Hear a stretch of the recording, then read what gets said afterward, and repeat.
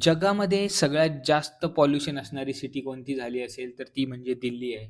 दिल्लीचं पॉल्युशन एवढं वाढलंय, की इथला एअर क्वालिटी इंडेक्स 500च्या घरात गेलाय.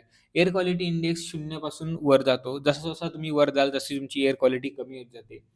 आणि मुंबई, ठाण्यासारख्या शहरामध्ये एअर क्वालिटी 100च्या आसपास आहे. पुण्यामध्ये सुद्धा 100च्या आसपास आहे. बेंगळूरसुद्धा 150च्या खालीच आहे.